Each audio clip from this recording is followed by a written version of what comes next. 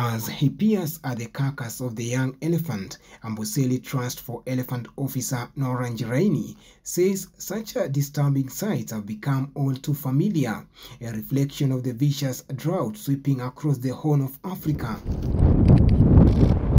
Elephant since June, there's a very bad drought because we didn't get enough rain. The long rain, the short rain, we didn't get enough. So we have been losing a lot of animals. And elephants have been dying a lot. So this is one of the ones they have been dying because of the drought. In southern Kenya's famed Amboseli National Park, flecked by the majestic Mount Kilimanjaro, the signs of the drought are everywhere. Dry and cracked soil, animal carcasses lying along the trails, and emaciated trees with yellowing leaves have become common sights. Poor rainfall since late 2020 killed 205 elephants, 512 wildebeest, 381 zebras, and 12 giraffes between February and October this year.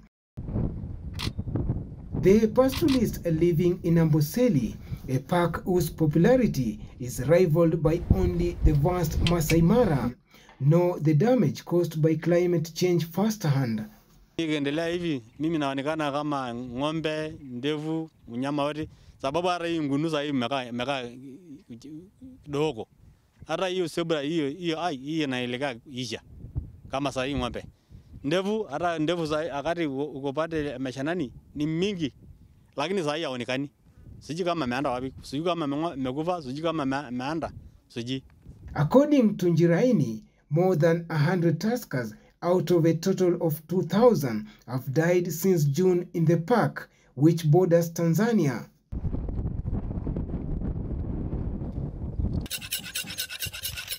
The memory of that drought still haunts many in Amboseli. This time, the KWS is taking efforts to ensure the animals have a better chance of survival. In Amboseli, wildlife can feed on hay, supplied every 2 days. In Savo East National Park, about 140 kilometers to the north, KWS has drilled wells so animals can have water to drink. Despite these measures, the park lost 54 elephants between February and October this year. Even with some recent showers, few expect conditions to really improve anytime soon, with forecast indicating yet another failed rainy season on the way. From the meteorological projection, there are all indicators that this rainfall might not be sufficient. There are all indications that we may not even get the reasonable quantity that we were looking up to compared to what happened in the last season. So a lot more needs to be done in terms of interventions so that we can be able to sustain the pressure for demand for water. That is a major crisis we have in the landscape. According to Ochieng, the economic consequences for the tourism-dependent nation are not lost on the park officials.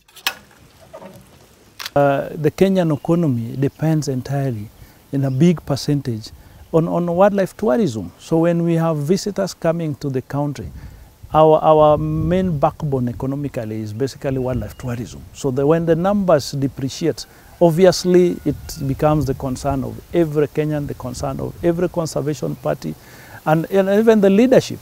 Victor Wanaswa, Mwanzo TV.